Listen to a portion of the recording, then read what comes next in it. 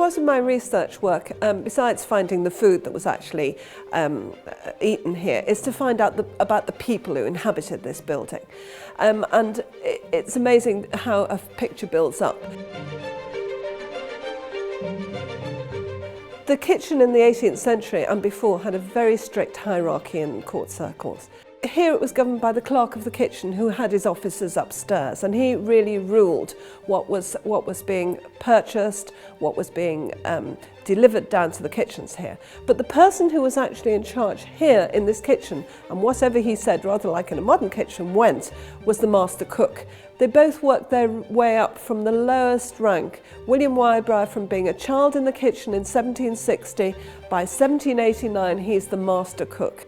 And the master cook under him has working at least 2 grooms, at least 2 yeomen of the mouth, as they were called, who would deal with making soup, making ragu, and doing the minor jobs. There were the children of the kitchen who dealt with the roasting. They would be turning the spit by the great fire. And also the purveyor of herbs and roots, which we would call vegetables, is a man by the name of Savage Bear, which I could hardly believe when I came across it.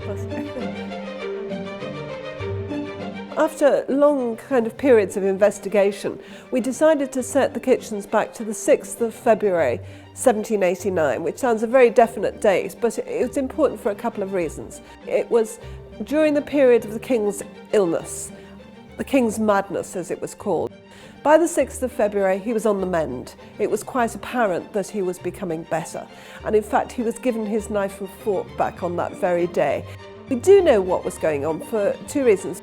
2 people in the household, the King's equerry, Fulk Greville, and the dresser to Queen Charlotte, who was called Fanny Burney, who was a brilliant writer. She wrote novels and plays, and she also kept a diary of her time in the royal household. And that to us is absolutely marvellous, because it tells us all about what was going on that week. It was obvious that the King's condition was central. This was the reason that all the court and the kitchen staff were at queue during that period. I think it must have been very difficult for them all cooking in this atmosphere in 1788-89 because of the state of and the chaos that was surrounding them.